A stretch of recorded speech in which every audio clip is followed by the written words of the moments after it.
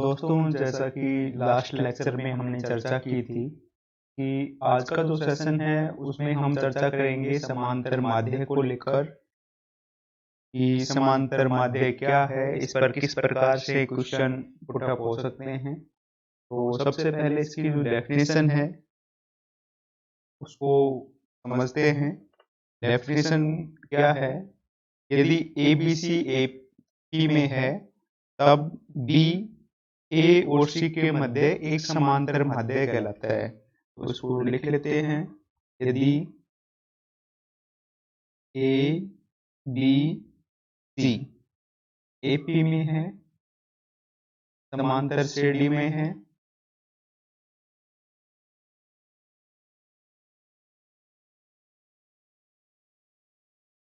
तब जो B है बीच में, ये A और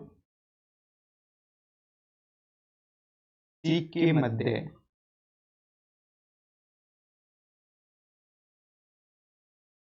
एक समांतर माध्य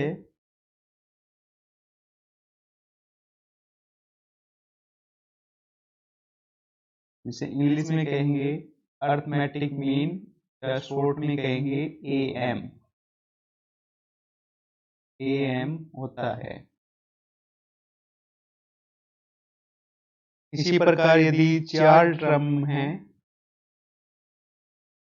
यदि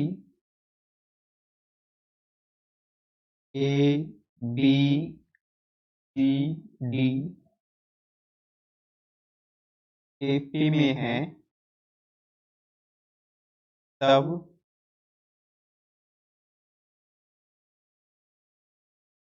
B व C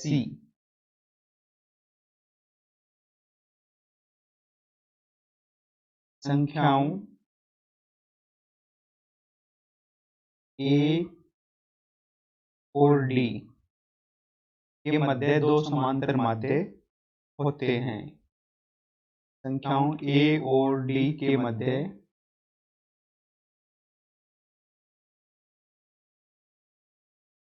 दो समांतर माध्य, शॉर्टकट में लिख दें AM होते हैं। यदि ये जो संख्याएं हैं इनके बीच में n संख्याएं हैं तो n समांतर माध्य होंगे। इस प्रकार यदि small a then capital A1 capital A2 capital A3 and so on AN B, यदि ये AP में है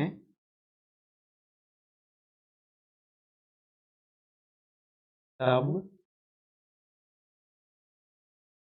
स्मॉल a और स्मॉल b के बीच में जो है capital A1 capital A2 capital A3 and so on AN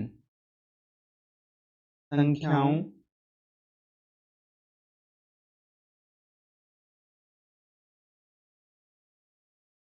A व B के मध्य n समांतर माध्य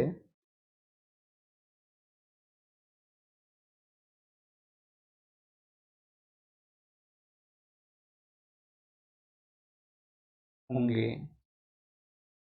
तो ये समांतर माध्य की एक परिभाषा है। क्या है आपको इजीली समझ में आ गया होगा कि ABC यदि AP में है, तीन संख्याएं A B C AP में है, तब B तो स्मॉल में B है, ये A और C के मध्य, A व C के मध्य जो B है ये एक समांतर माध्य अरिथमेटिक मीन AM होता है।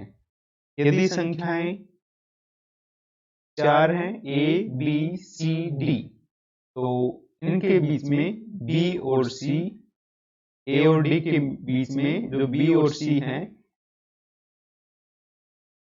ये दो समांतर माध्य होते हैं। इसी प्रकार यदि इस प्रकार आपका AP है तो A और B के बीच में यदि n संख्याएं हैं तो ये जो n संख्याएं हैं, संख्या a और b के बीच में n समांतर माध्य होते हैं। और इसको थोड़ा सा डिटेल में समझें।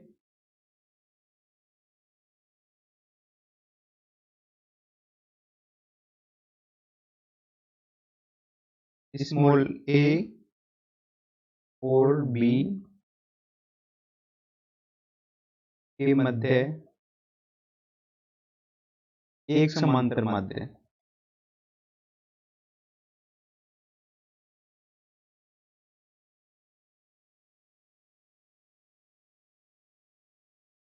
इसको किस प्रकार से डिफाइन कर सकते हैं, किस प्रकार से होता है, इसके बाद हम n समांतर माध्य पर जाएंगे। माना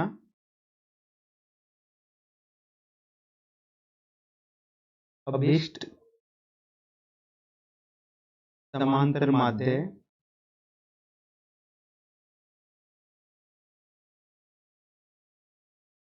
कैपिटल A है। यदि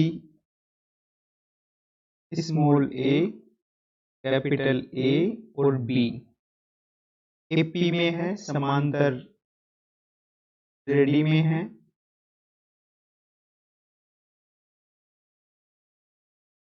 तब समांतर श्रेणी में है तो किस प्रकार से लिख सकते हैं हम? हमने संख्या ली a, इसका जो सारो अंतर है वो क्या होगा?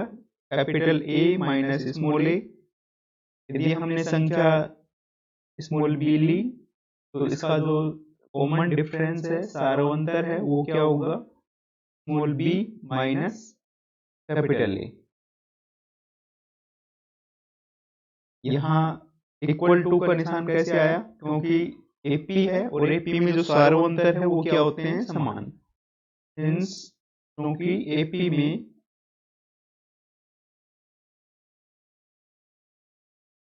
सारो अंतर समान होता है या निश्चित होता है? निश्चित या समान होता है।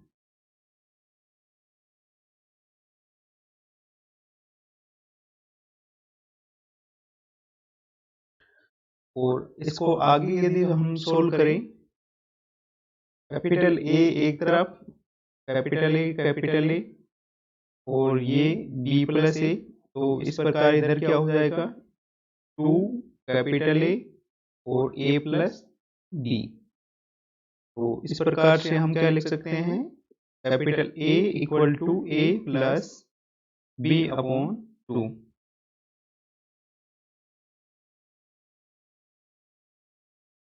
इस प्रकार हमारा जो रिजल्ट है वो क्या है? स्मॉल a और स्मॉल b के मध्य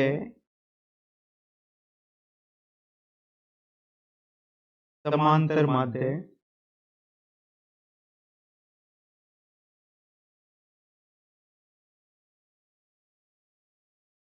क्या होता है?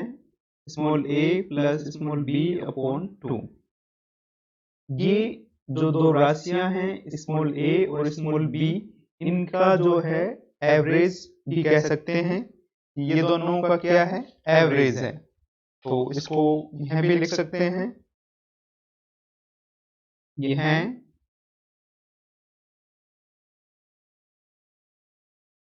दोनों राशियों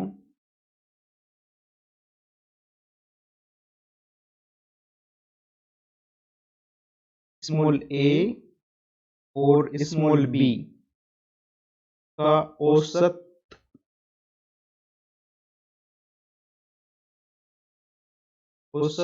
इंग्लिश में कहेंगे एवरेज।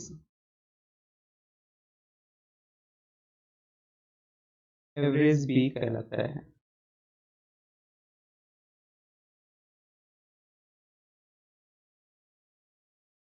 इसमें क्या किया है अपन ने, इसको एक बार दोबारा रिकॉल करें। A और B के मध्य एक समांतर माध्य है, उसको हम समझ रहे हैं कि माना कि जो रिक्वायर्ड अरिथमेटिक मीन है, अभिष्ट समांतर माध्य जो है वो कैपिटल A है। और हमने माना कि जो ये तीन संख्याएं हैं, स्मॉल ए कैपिटल ए और स्मॉल बी एपी में है, समांतर श्रेणी में है, तब यदि ये एपी में है तो हम क्या लिख सकते हैं कि capital A minus small A equal to B minus A. ये क्या लिखा है अपन ने कि ये एपी में है, यहाँ पे दिया हुआ है ये किस में है, एपी में है। एपी में है तो जो सार्वंतर है वो क्या होगा, समान होगा। तो अपन ने ये सार्वंतर निकाला और दूसरा जो पद है उसका सार्वंतर निकाला और दोनों को क्या किया, बराबर, क्योंकि यहाँ पे जो है एपी का जो सार्वंतर है वो क्या होता है, निश्चित होता है या समान होता है। तो अपन ने यहाँ पे बराबर का निशान लगाया। इसके बाद जो कैपिटल ए है इनको एक तरफ रखा और बाकी के जो टर्म्स हैं उनको एक तरफ। आगे सोल्व किया तो हमारे पास जो रिजल्ट आया, ये रिजल्ट आया। तो इस प्रकार से जो हमारा जो अभिष्ट जो समांतर माध्य हमने लिया था कैपिटल ए, तो जो कैपिटल ए है ए और बी के मध्य समांतर माध्य कैपिटल ए इक्वल टू में क्या आया, ए प्लस बी अपॉन 2। यहाँ जो दोनों राशियां हैं ए और बी दोनों का एवरेज भी होता है। दो राशियां यदि ए और बी है इनका एवरेज क्या होगा, ए प्लस बी अपॉन 2। तो इस प्रकार से इनका ये एवरेज भी है।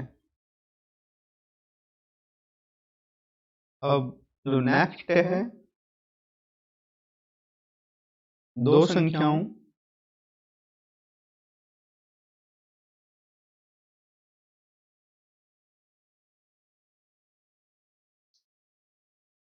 स्मॉल ए तथा स्मॉल बी के मध्य एन समांतर माध्य है।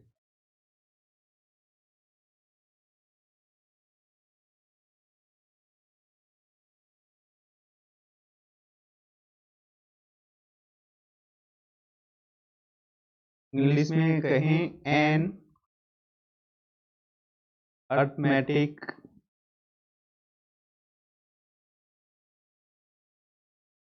Means between A and B.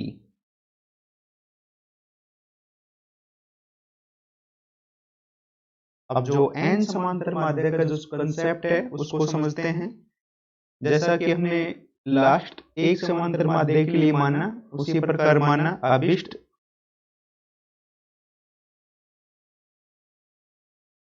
समांतर माध्य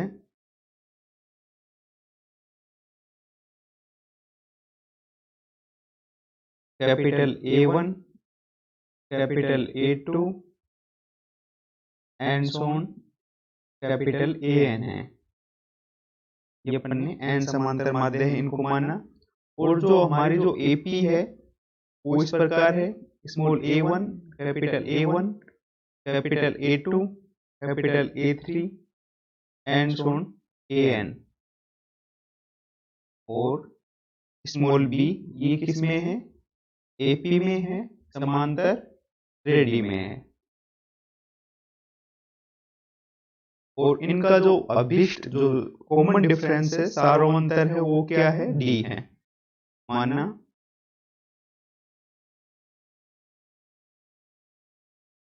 AP का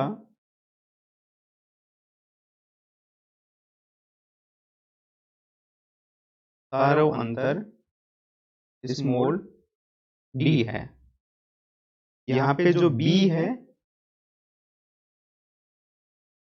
यहाँ पे जो B है वो कौन सा पद है, कौन सा पद है, Tn+2। Tn+2 पद कैसे है, यहाँ पे n पद तो ये है, n समांतर माध्य है और एक पद ये रहा, तो एक पद ये है और ये कौन सा पद है, ये 1 2 3 4 और n पद ये हैं। तो n+1 और उसमें +1 करेंगे तो कौन सा आएगा, b। तो यहाँ से लेके यहाँ तक कौन से हैं, n+1। और जो नेक्स्ट जो पद आएगा उस कौन सा आएगा, n+1। और नेक्स्ट पद के लिए एक पद और जोड़ेंगे तो b कौन सा पद आ जाएगा, n+2। तो b कौन सा पद है, n+2। तो इस कारण हमने यहाँ पे लिखा है b इक्वल टू कौन सा पद है, n प्लस 2। टर्म कौन सी है, टी का अर्थ क्या है, टर्म, पद कौन सा है, n प्लस 2।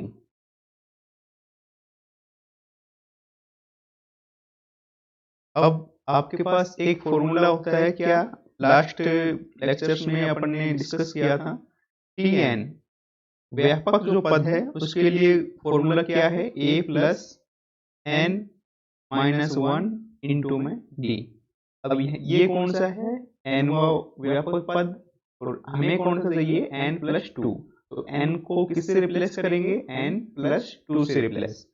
तो b इक्वल टू, इस फॉर्मूले का यूज कर रहे हैं हम, a same to same, n की बजाय क्या रखेंगे, n प्लस 2, n की बजाय n प्लस 2 रखा। उसके बाद क्या है, माइनस 1, तो माइनस 1, लास्ट में क्या है, d, तो d सेम टू सेम।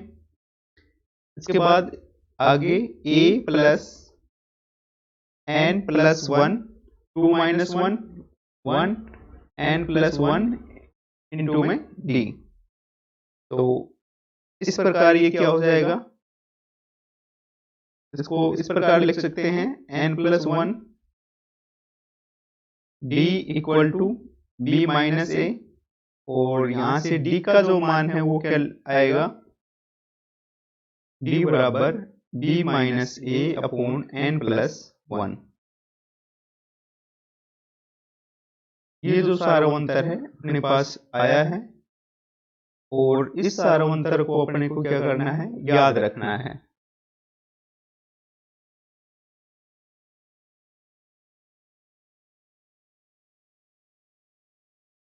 यदि n समांतर माध्य हैं a और b के मध्य, तो जो d सारवंतर होता है वो क्या होगा, b minus A upon n plus 1।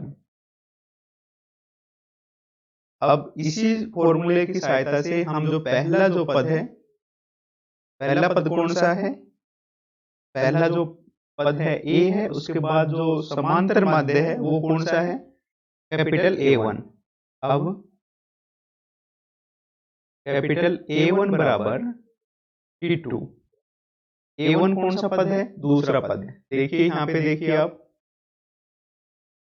ये पहला पद है, इसके बाद ये कौन सा पद है, दूसरा पद है, ये तीसरा पद है, ये चौथा पद है, इस प्रकार एंड सो ऑन। ये कौन सा पद है, nवां पद है। तो ये A1 कौन सा पद है, यहाँ पे दूसरा पद है। तो इसी कारण अपन यहाँ पे क्या लिखा है, A1 T2, दैट इज दूसरा पद है, सेकंड टर्म है। तो याद रखने के लिए यहाँ पे लिख भी लेते हैं, दूसरा पद है।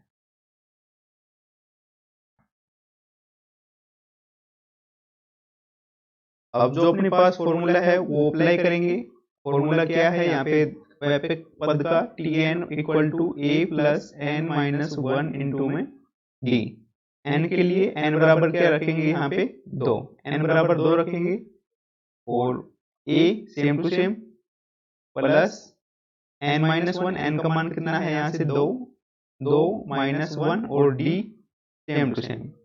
यहाँ से a1 अपने पास क्या आएगा, a प्लस d। अब इसके बाद अपन क्या कैलकुलेट करेंगे, a2 कैलकुलेट करेंगे। a2 कौन सा पद है, यहाँ से देखिए, ये रहा a2। a2 कौन सा पद है, तीसरा पद है। तो यहाँ से लिखेंगे a2 कौन सा पद है, t3।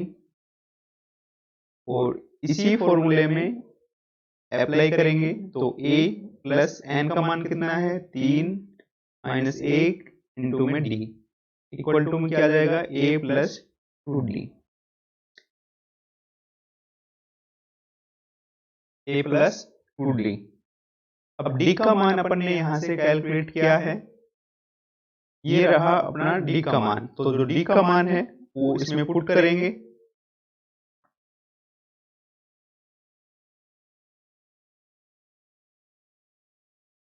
इसमें d का मान पुट करेंगे, a1 equal to a plus d। d का मान क्या है, ये रहा d का मान। याद रखना है इस चीज को, d का मान क्या है, b minus A upon n plus 1। यहाँ पे रखा b minus A upon n plus 1। इसके बाद a2 यहाँ से जो A2 कैलकुलेट किया है इसमें भी अपन डी का मान रखेंगे A प्लस 2D। डी का मान क्या है?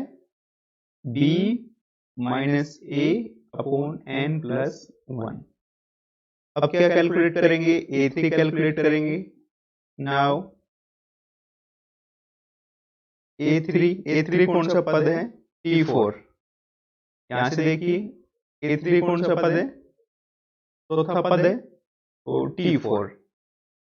सेम टू सेम इसी फॉर्मूले में n के बजाय क्या रखेंगे? 4 रखेंगे। A same to same plus n-1, n का मान कितना है? 4 -1 और d का मान d। यहां से क्या आ गया? A plus 3d। यहाँ से A3 की जो वैल्यू है वो क्या आएगी? A plus 3D। D का मान क्या है? B minus A upon N plus 1। यहाँ तक समझ में आया? इसके बाद इसी प्रकार अब जो इसमें जो डिफरेंस है, आप क्या डिफरेंस देख रहे हो कि यहाँ पे जो है A सेम टू सेम है। इसमें देखिए A1 A, यहाँ पे क्या है? 1 लिख सकते हैं। A2 A same to same है, यहाँ भी A है, यहाँ भी A है, यहाँ भी A है। इसके बाद B minus A upon N plus 1, B minus A N plus 1, B minus A upon N plus 1, same to same है। डिफरेंस क्या है? यहाँ पे 1 तो यहाँ पे 1, यहाँ पे 2 तो यहाँ पे 2, यहाँ पे 3 तो यहाँ पे 3। तो इस प्रकार से अपन क्या लिख सकते हैं? जो AN का है उसको यहाँ पे लिख सकते हैं। इसी प्रकार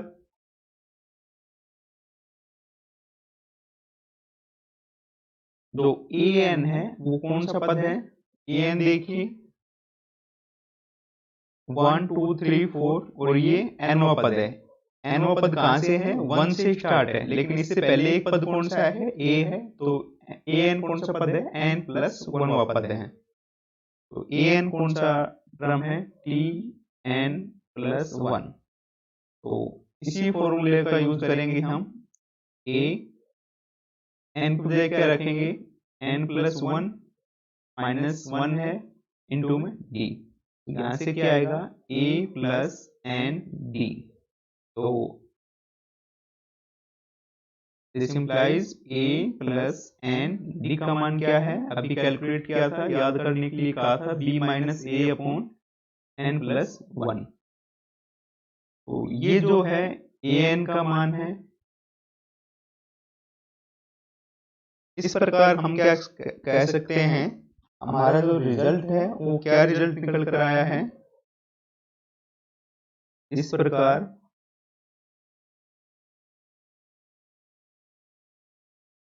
यदि A और B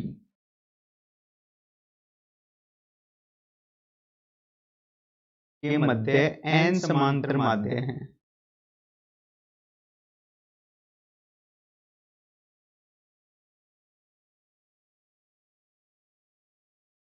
या n समांतर माध्य प्रविष्ट किए जाएं,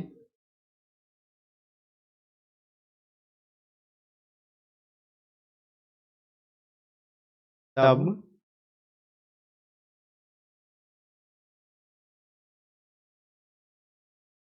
बनने वाली AP का जो सारों है वो क्या होता है? B minus A upon N plus 1। ये अपना जो है सारों होता है। और के हुआ जो समांतर माध्य है वो क्या होगा?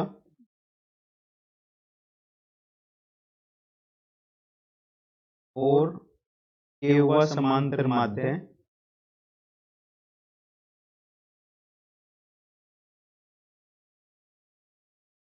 ए के इक्वल टू क्या होता है? A प्लस के D, और D का मान क्या है? B minus A upon N plus 1। यहाँ पे जो के का वैल्यू है वो कहां से वेरी होगा? 1 2 3 एंड सोन n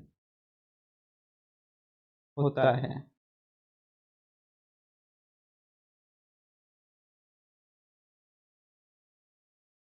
कुछ नहीं किया, यहाँ पे जो ए एन था, यदि इसको एन को के से रिप्लेस कर दें,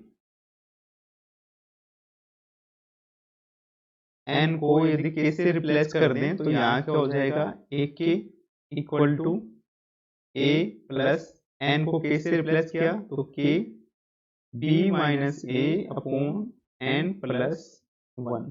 तो ये जो है फॉर्मूला एक के हुआ समांतर माध्य, ये कौन सा है, एन हुआ समांतर माध्य, और ये के हुआ समांतर माध्य। तो यहाँ पे भी ये ही किया है, एन को के से रिप्लेस किया तो ये निकल के आया है, और जो सारा अंतर है पहले ही हम कैलकुलेट कर चुके हैं। अब जो रिजल्ट है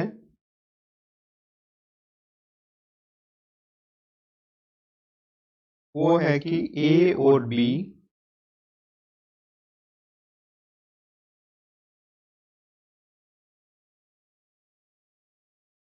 के मध्य एन समांतर माध्यों का योग, तो एन समांतर माध्य हैं इनका योग।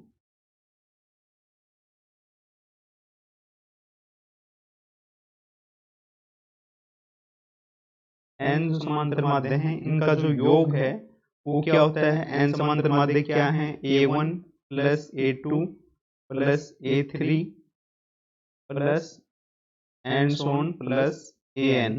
ये एन समांतर माध्य हैं, इनका जो योग है वो क्या होता है, n प्लस ए प्लस बी अपॉन 2। एन समांतर माध्य, ये जो एन समांतर माध्य हैं इनका जो योग होगा ए और बी के मध्य जो है, इनका योग क्या होगा, n इंटू डी, डी नहीं ए प्लस बी अपॉन 2। ये इनका समांतर माध्यों का योग होता है। इसका प्रूफ है वो भी हम करेंगे, किस प्रकार इसका प्रूफ कर सकते हैं। कुछ नहीं करना, जो A1 A2 A3 and AN जो कैलकुलेट किया है उनकी वैल्यू यहाँ पे पुट करनी है, और जो आगे है, आगे का जो प्रोसेस है कैलकुलेट करके जो ये वैल्यू है वो यहाँ से आ जाएगी। तो यहाँ से जो लेफ्ट साइड जो है ये ले रहे हैं हम A1 plus A2 plus A3 plus plus and so on AN। तो सभी जो वैल्यूज हैं उनको यहाँ पे पुट करना है। ए की वैल्यू क्या निकल के आई है, ए प्लस डी, और A2 की जो वैल्यू है वो क्या निकल के आई है, ए प्लस 2D। कहाँ से लिख रहे हैं हम, यहाँ से A1 की वैल्यू, ये रहा A2 की वैल्यू, और ये है A3 की वैल्यू। इन सभी जो वैल्यूज हैं इनको यहाँ पे लिख रहे हैं, A plus 3D plus and so on A plus N D. अब जो है ए यदि कॉमन लिया तो कितनी बार लेंगे, एक यहाँ से, एक यहाँ से एंड सोन एन तक जा रहा है। ये कहाँ तक जा रहा है, 1 2 3 एंड सोन एन तक। तो 1 प्लस एंड सोन प्लस 1, ये जो है ये कितना है, N times,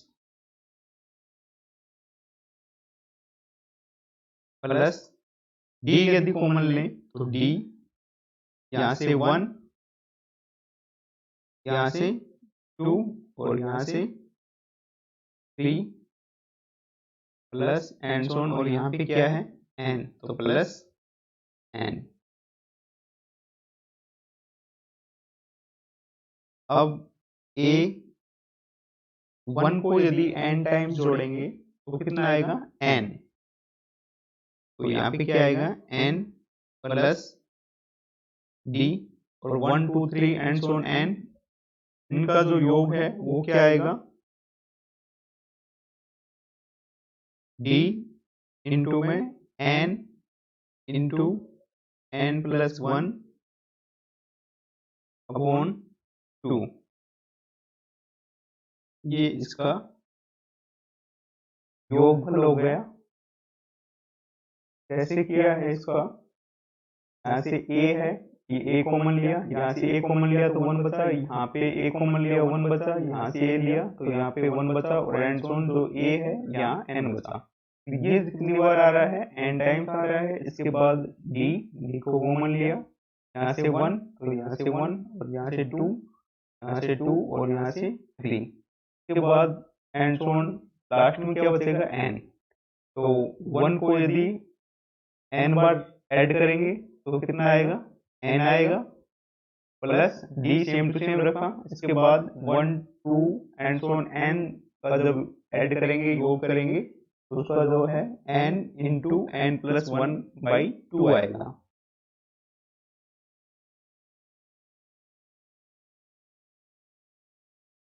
this implies LHS हम लेके चल रहे हैं n into a plus n into a, और यहाँ पे d की जो वैल्यूज है वो रखेंगे। d की वैल्यू क्या है, ये d की वैल्यू है अपने पास d minus a upon n plus 1। इसको यहाँ पे पुट करेंगे। d की जो वैल्यू है b minus a upon n plus 1, n into n plus 1 upon 2, same to same है, देख लीजिए यहाँ से na के बाद d की जो वैल्यू है, d की वैल्यू क्या है, ये d की वैल्यू है, सारा अंतर है b minus a upon n plus 1, b minus a upon n plus 1 into में n into n plus 1 upon 2, n into n plus 1 upon 2। इसके बाद n प्लस 1 से n प्लस 1 कैंसिल आउट। इसके बाद कैलकुलेशन है n a plus b minus a upon n upon 2, 2 LCM लिया तो 2na plus n को अंदर मल्टीप्लाई किया nb माइनस na। यहां से इन दोनों से क्या आएगा, एक na से बचा प्लस nb अपॉन 2, n क्या ले सकते हैं कॉमन, तो a प्लस b अपॉन 2। ये ही क्या है, RHS है।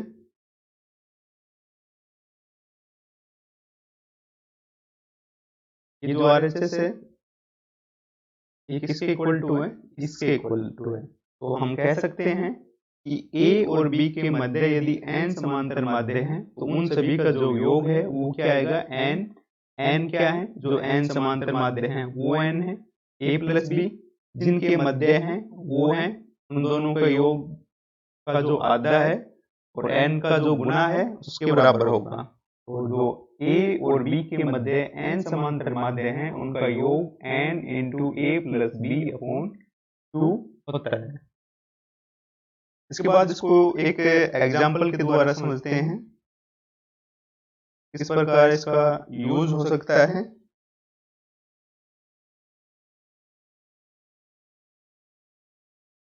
एग्जाम्पल, संख्याओं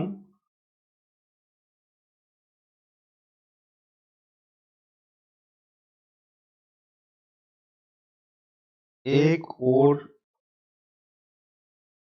64 के मध्य 6 समांतर माध्य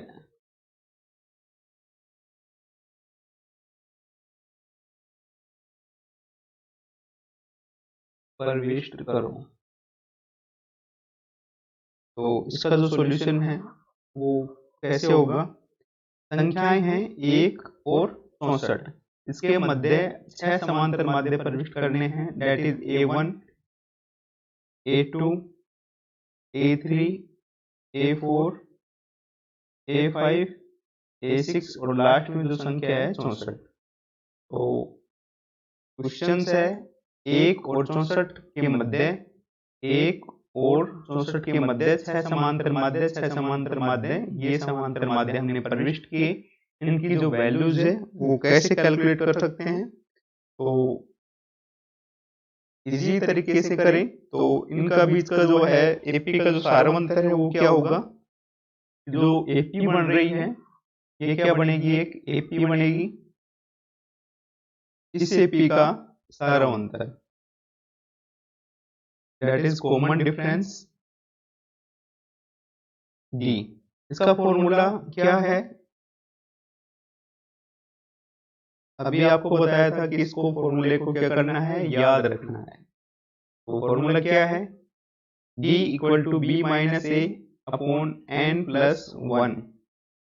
तो इसको यहाँ पे पुट करेंगे, D equal to B minus A upon N plus 1। B का मान क्या है 64, A का मान क्या है 1, N का मान क्या है 6 प्लस 1, ये आया 63 अपॉन 7, दैट इज 9। तो यहाँ से जो D है सारा अंतर है वो कितना आया 9। तो A1 है वो किस प्रकार लिखेंगे, तो A1 के लिए प्रथम पद क्या है, ये A है तो A प्लस D, A क्या है 1 plus D 9 equal to 10। A2 क्या है, तीसरा पद है तो तीसरे पद के लिए A प्लस 2D, तो 1 प्लस 2 इंटू 9, ये हो गया 19। इसी प्रकार A3 कौन सा पद है यहाँ पे, चौथा पद है तो A4 D 1 प्लस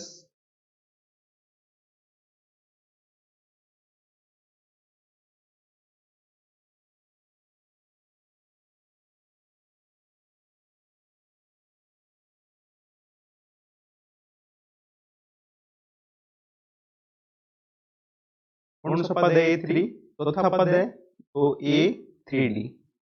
तो D का जो मान है वो क्या है 9, D का मान है 9, ये हो गया 28।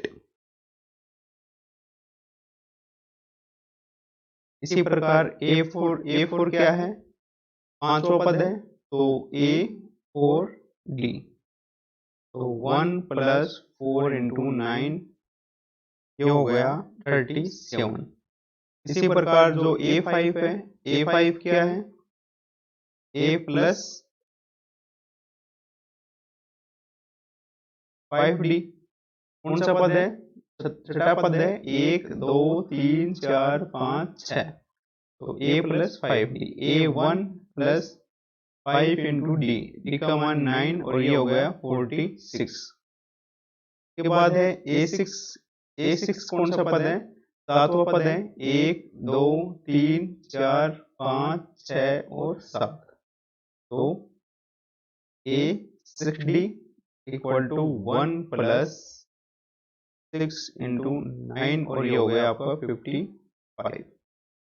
तो इस प्रकार से ये जो है 1 और 64 के मध्य 6 समांतर माध्य प्रविष्ट करवाने हैं। तो पहला A1 का मान कितना है 10, इसके बाद क्या है A2 का मान है 19, इसके बाद क्या है A3 28, A4 क्या है 37, A5 क्या है 46। तो ये जो 6 समांतर माध्य हैं ये हमने यहाँ पे प्रविष्ट करवाए हैं, इनके मध्य 1 और 64। ये तो एक जर्नल जो है फॉर्मूला उससे हो गया, और जो सेकंड जो मेथड है जो अभी अपन ने डिस्कस किया उससे कैसे कर सकते हैं। मेथड जो सेकंड है वो क्या है, एक के इक्वल टू A प्लस के B minus A upon N plus 1। तो A1 कैलकुलेट करें, इसको थोड़ा सा सिंपलीफाई कर लें, A प्लस के B minus A, B minus A की वैल्यू भी अपने पास है यहाँ पे, तो A की वैल्यू भी अपन यहाँ पे रख रहे हैं। A और B के मध्य है, ये क्या है A और ये क्या है B और ये क्या है N। तो इनकी जो वैल्यू है यहाँ पे रख रहे हैं, ए की वैल्यू 1, के का मान के यहाँ से आएगा जो यहाँ पे पुट करेंगे। बी का मान क्या है 64, ए का मान है 1, एन कितने समांतर माध्य प्रविष्ट करने हैं 6, 6 प्लस 1। तो यहाँ से जो ए की है वो क्या आएगा 1 प्लस 9k। तो ये जो है इस फॉर्मूले में यदि हम पुट करें तो a1 बराबर क्या हो जाएगा 1 plus 9 into 1 plus 9 equal to 10। a2 दूसरा समांतर माध्य है तो 1 प्लस 9 इंटू 2, ये क्या हो गया 1 प्लस 18 दैट इज 19। के बाद जो a3 है 1 प्लस 9 इंटू 3, वो क्या हो गया 1 प्लस 27 28।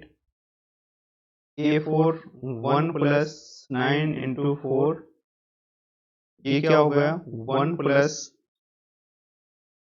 36 that is 37। इसी प्रकार जो a5 है वो 1 प्लस, इस फॉर्मूले का यूज कर रहे हैं इन सभी फॉर्मू कैलकुलेट करने में, 9 इंटू 5, तो ये क्या हो गया 145 46। इसी प्रकार जो लास्ट जो समांतर माध्य है a6 9 into 6 1 plus 54 equal to 55। जो ये 6 समांतर माध्य हैं और जो अभी अपन ने कैलकुलेट किए थे ये समांतर जो माध्य हैं ये दोनों सेम है। तो आप चाहें तो इस मेथड से कर सकते हैं, जो भी आपको इजी लगे उसके अनुसार कर सकते हैं।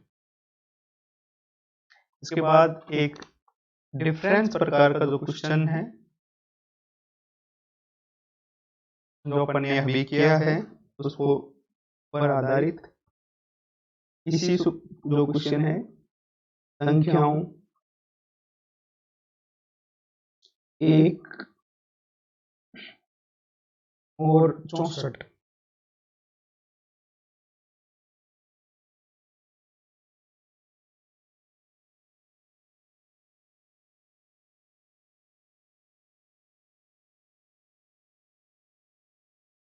एक और जो 64 है इनके मध्य जो प्रविष्ट करवाए गए हैं 6 समांतर माध्य,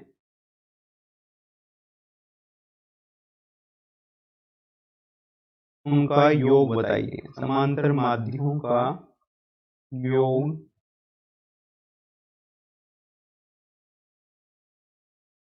बताइए। ए जो है वो क्या है 195,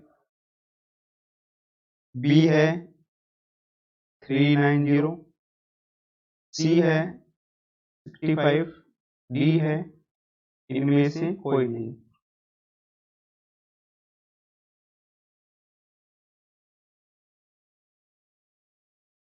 तो इसका जो सॉल्यूशन है पहले 6 समांतर माध्य निकालें और फिर उनका योग करें तो टाइम ज्यादा लगेगा। लेकिन अभी आपको एक जो है फॉर्मूला अपन ने डिस्कस किया था कि ए और बी के मध्य यदि n समांतर माध्य हैं तो उनका जो योग है वो क्या होता है। इसका प्रूफ भी किया था कि ए और बी के मध्य n समांतर माध्य हैं तो उनका जो योग है वो n इंटू ए प्लस बी अपॉन 2 होता है। तो इसी की सहायता से अपन क्या करेंगे, इसको कैलकुलेट करेंगे। ए और बी, ए क्या है यहाँ पे ए और बी के मध्य, ए क्या है 1 और बी क्या है 64 के मध्य कराए गए n समांतर माध्य, यहाँ पे क्या है 6, तो n का मान क्या हो गया 6 का योग, योग क्या होगा उनका n इंटू में दोनों जो है संख्याएं हैं उनका एवरेज। तो n का मान क्या है यहाँ पे 6 और a प्लस b दोनों का जो एवरेज है दैट इज 1 प्लस 65.2। तो यहाँ से जो है वो क्या आएगा 3 इंटू 66 190, यहाँ पे 64 है, सॉरी मिस्टेक हो गया, थोड़ा कैलकुलेशन फास्ट की, तो आपको ऐसा कैलकुलेशन फास्ट नहीं करना कि मिस्टेक हो जाए। यहाँ से क्या है 64 तो 65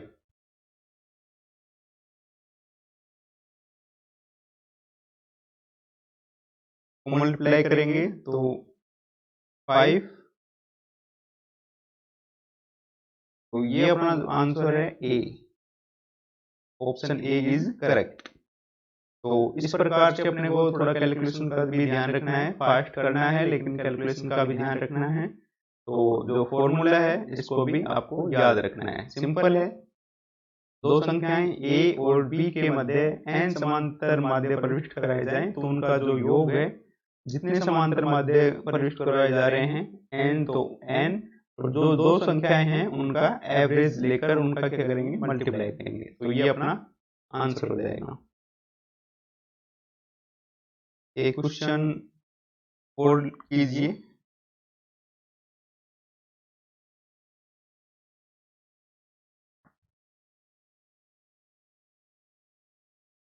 यदि दो संख्याओं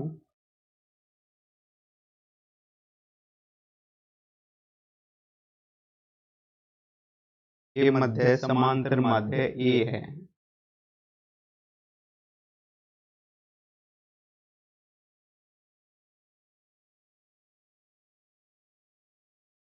और इन संख्याओं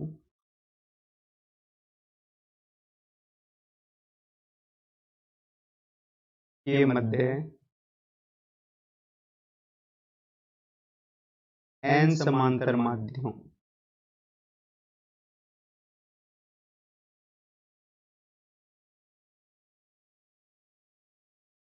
का जो योग है वो है s, हो तब कौन सा जो है इक्वेशन सही होगा, s equal to N A B है, a equal to N S, C है a equal to s, D है none of these, that is इनमें से कोई सा भी नहीं। तो इसका जो है आंसर आप बताइए जल्द से जल्द करके, क्या इसका आंसर होगा।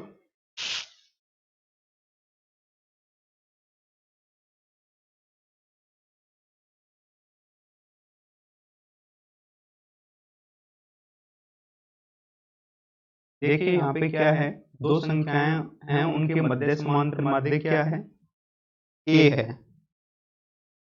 तो इसका जो है सॉल्यूशन इस प्रकार करें कि मानना दो संख्याएं क्या हैं अपने पास, x and y, capital x और y के मध्य दो संख्याएं हैं, x और कैपिटल y जो है ये दो संख्याएं हैं, और इनके मध्य जो समांतर माध्य है वो क्या होगा,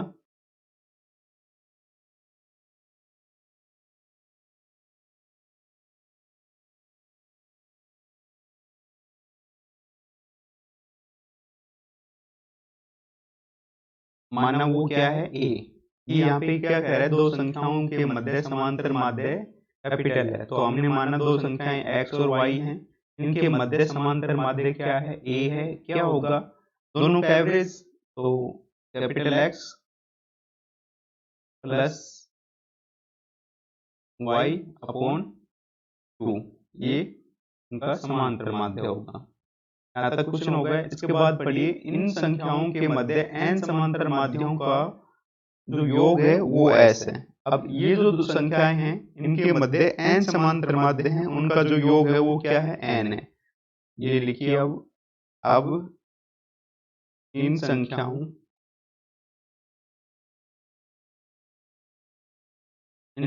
का मतलब x एंड y के मध्य n समांतर माध्य हैं,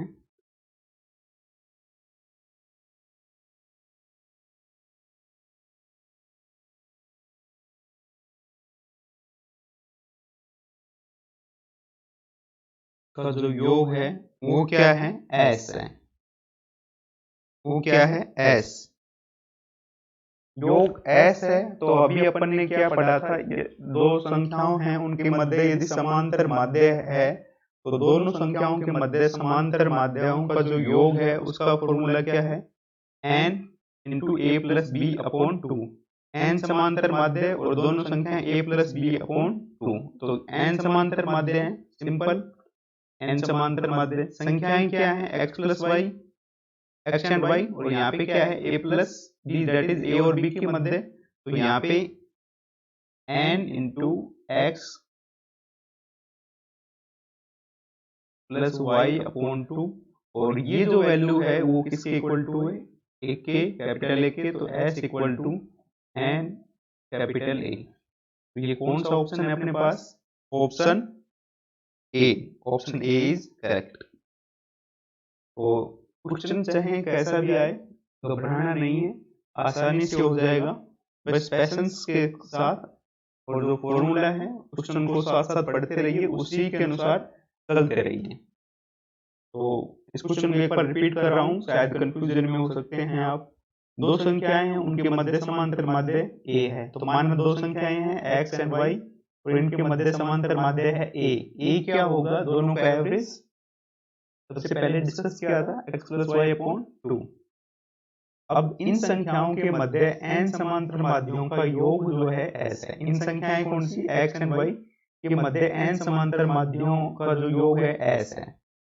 अब जो योग है वो क्या होता है, अभी यहाँ पे डिस्कस किया था, यदि a और b के मध्य n समांतर माध्य हैं, उनका योग क्या होता है, n इंटू ए प्लस बी अपॉन 2।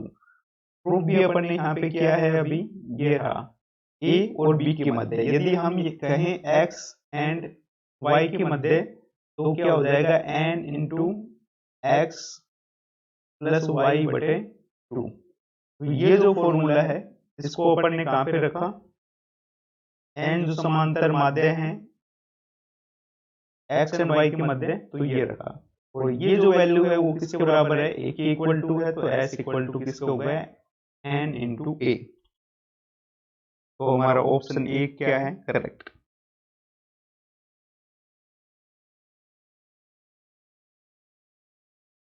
अब कुछ परिणाम है, दो रिजल्ट हैं, दो संख्याओं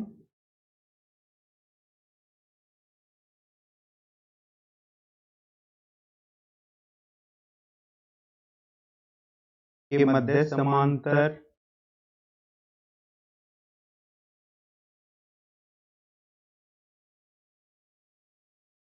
माध्यों के कुछ परिणाम।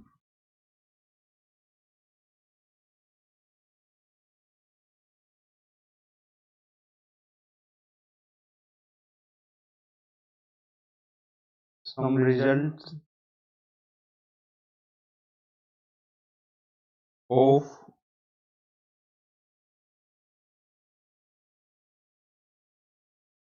arithmetic means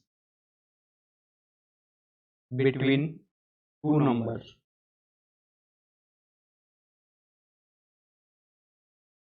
रिजल्ट्स काफी पढ़ेंगे हम, अभी दो रिजल्ट्स पर चर्चा करेंगे। पहला जो रिजल्ट है वो क्या है, दो संख्याओं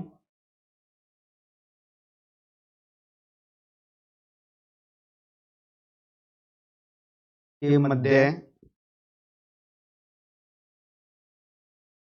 में से m समांतर माध्य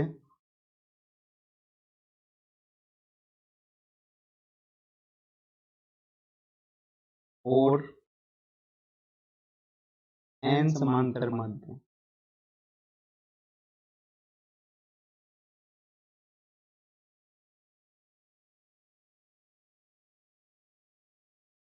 प्रविष्ट कराए जाएं।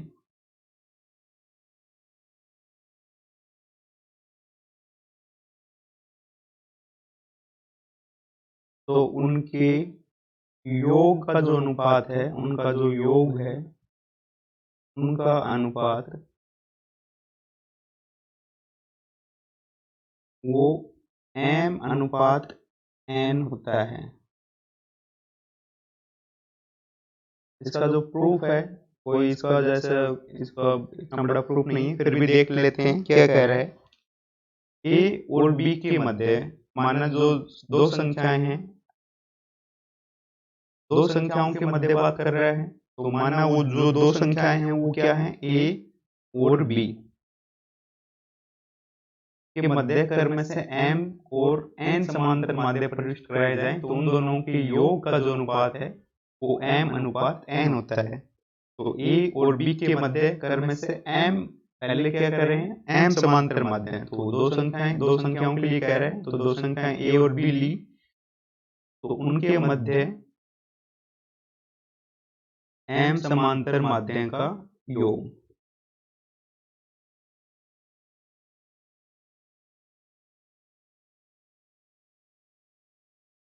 क्या होता है m समांतर माध्य, तो m दो संख्याओं के मध्य तो दोनों का average a plus be on 2, ये इनका योग हो गया। फिर क्या कह रहा है m समांतर माध्य और फिर n समांतर माध्य, तो n समांतर माध्य क्या होंगे, a और b के मध्य n समांतर माध्य का योग।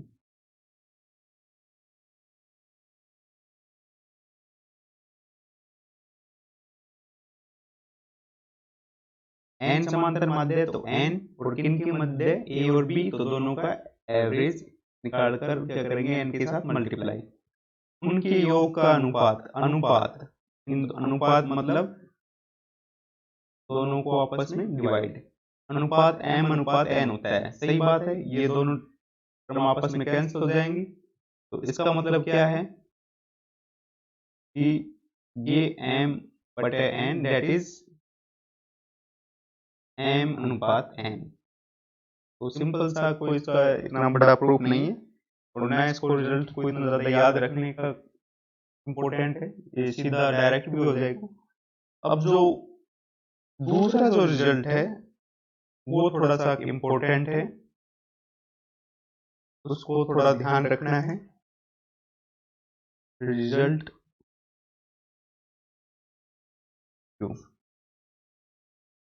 यदि एक एपीके पीवी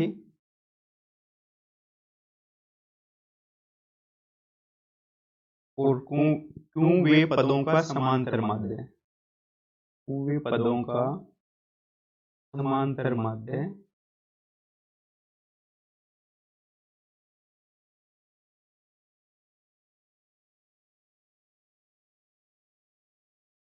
उनके आरवे और एसवे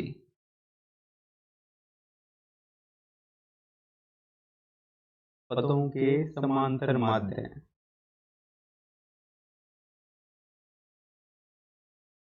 के बराबर हो,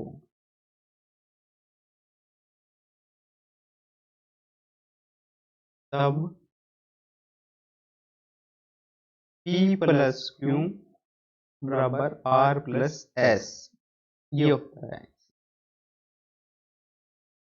क्या कह रहा है, यदि एक AP एक समांतर श्रेणी पीवी क्यूवे पदों का जो समांतर माध्य है वो आरवे और एसवे पदों का जो समांतर माध्य है उनका जो योग है आपस में उनके बराबर होता है। तो इसका जो प्रूफ है उसको समझ लेते हैं। आपको तो बस रिजल्ट जो हैं इनको याद रखना है, प्रूफ इनको आप समझने के लिए इन फ्यूचर कहीं आपको समझाना हो तो उसके लिए याद रख सकते हैं। और वैसे तो जो आपके है एग्जाम में रिजल्ट्स बेस पर आपको क्वेश्चनों को फटाफट करना है, ये एक प्रकार से शॉर्टकट है, ट्रिक्स हैं आपके लिए। तो प्रूफ जो है वो क्या है, मानना कोई एपी है, क्या है AP, A1 A plus D A plus 2D A plus 3D and so on है, ये अपने पास एपी है। तो A व A प्लस 2D का माध्य है A और A प्लस 2D, इन दोनों का जो माध्य है वो क्या होगा, A plus D, A plus D. तो यहाँ पे A व A प्लस 2D का जो माध्य है वो क्या होगा, A प्लस डी।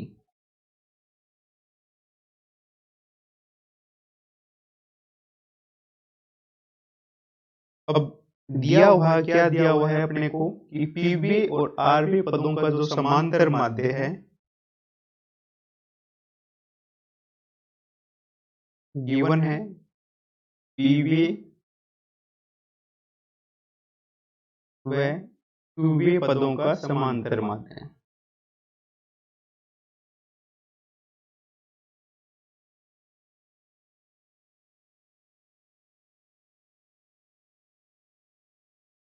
वो आरवी और एसवी पदों के समांतर माध्य के बराबर हो। तो आरवी और एसवी पदों का समांतर माध्य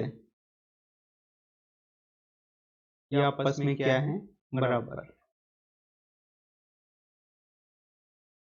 बराबर दिया हुआ है। तो दोनों पद हैं, इनका जो समांतर माध्य है वो क्या होगा, पहले जो पद है उनको फाइंड आउट करेंगे। जो व्यापक पद है टीपी टीवा पद और जो क्यू हुआ जो पद है वो उसको क्या करेंगे टी क्यू, और समांतर माध्य है तो डेट इज एवरेज दोनों का इक्वल टू किसके होगा आरवे और एसवी पद जो है क्या होगा T R plus T S upon 2।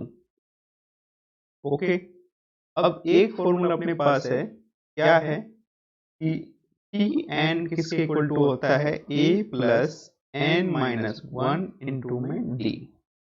व्यापक पद जो है उसका फॉर्मूला है A plus N minus 1 into D. तो यहाँ पे अप्लाई करेंगे तो यहाँ पे टी पी एन की बजाय क्या रखेंगे P A, same to same इस फॉर्मूले का हम यूज कर रहे हैं यहाँ पे। एन की बजाय क्या रखेंगे पी रखेंगे, फिर क्यू, फिर आर, फिर एस। तो पी रखा तो पी माइनस 1 इंटू डी। इसके बाद क्यू के लिए तो A plus Q minus 1 into में डी और upon 2 equal to T R. तो एन की बजाय इसमें क्या रखेंगे अब आर रखेंगे A plus R minus 1 into D upon 2 plus N की बजाय क्या रखेंगे एस तो A plus S minus 1 into में डी, और ये पूरा का जो है बटे में 2 है। अब 2 से 2 कैंसिल आउट हो जाएगा, इक्वल टू में क्या बचेगा ये ए के और ए के कितना हो गया 2a। तो यहाँ पे लिखा 2a इंप्लाइज 2a प्लस यहाँ से d कॉमन लिया, d कॉमन लेने के बाद क्या बचेगा p minus 1 plus q minus 1 और माइनस 1 माइनस 2। तो यहाँ से बचेगा p माइनस 1 और दूसरा जो टर्म है q minus 1 equal to a 2a। तो यहाँ लिखा अपन ने 2a प्लस इसमें भी क्या लेंगे अपन d कॉमन तो r minus 1 plus s minus 1, d common लिया तो r minus 1 plus s minus 1। अब 2a से 2a कैंसिल हो गया, दिस इंप्लाइज d किसके इक्वल टू हो गया d plus p plus q और माइनस 1 माइनस का 2 बराबर d r प्लस s और ये माइनस 2। दिस इंप्लाइज d से d कैंसिल हो गया तो यहाँ क्या हो गया p plus q minus 2 equal to r plus s minus 2। अब ये माइनस 2 से माइनस 2 कैंसिल हो गया तो बच क्या गया p प्लस q बराबर r प्लस s। ये ही हमारा जो रिजल्ट है ये ही सिद्ध करना था। तो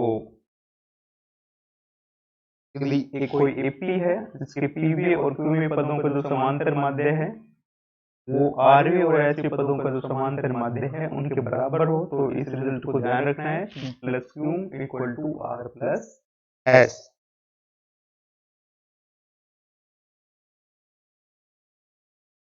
इसके बाद जो नेक्स्ट लेक्चर होगा अपना, उसमें हम करेंगे समांतर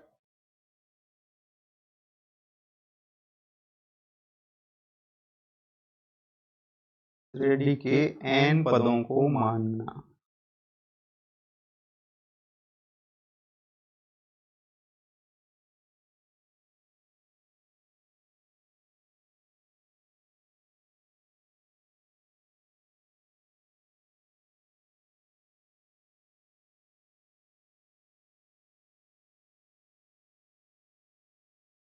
एपी में n पदों को किस प्रकार हम मानते हैं, किस प्रकार से कैलकुलेशन करते हैं जब संख्या पदों की संख्या विषम हो, पदों की संख्या सम हो, इसको लेकर हम जो आपका नेक्स्ट जो लेक्चर होगा